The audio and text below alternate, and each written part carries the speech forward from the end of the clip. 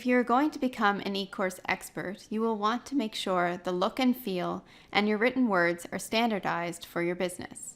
This way, you will establish yourself as a professional and people will get to know your courses solely by the writing style and the design alone. Therefore, in this lesson, I want to talk about developing standards for your writing and online course design. So by the end of this lesson, you should be able to describe why standardization is important for your online courses, describe the main factors involved to determine which standards to use, and describe the guidelines for developing writing and design standards. Okay, so this is probably the first question in your mind. Why do I even need standards?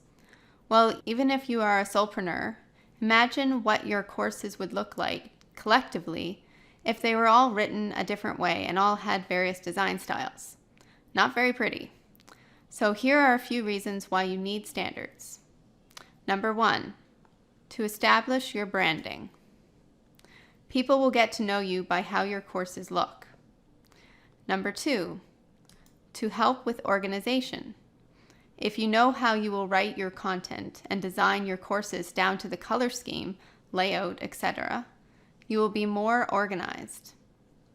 Number 3, to help with efficiency. You'll be able to create courses more quickly if you always use the same style. And number 4, to prepare for future growth. If in the future you hire people to develop courses that you storyboard, if you already have set guidelines for writing and design standards, this will enable you to more easily grow your business.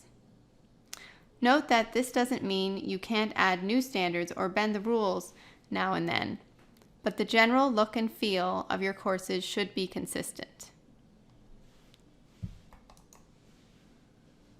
So how do you decide what standards to create? This can seem overwhelming at first, especially if you have to come up with standards on your own. But luckily, you decided to take this online course where I guide you on how to create your own standards, as well as give you my actual standards document and a blank template to use in order to create your own. Deciding on standards really comes down to a few key concepts. How can you best get your message across to your audience?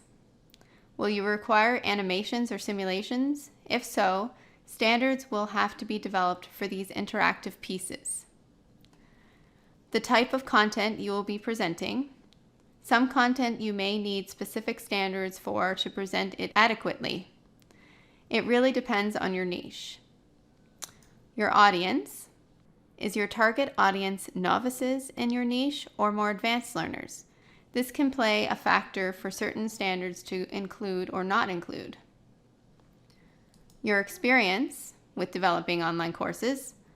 Is this your first online course or are you a seasoned course creator? And lastly, time. More involved online course designs require more time to produce. Now it's time for another knowledge check question. I'll see you back here after that.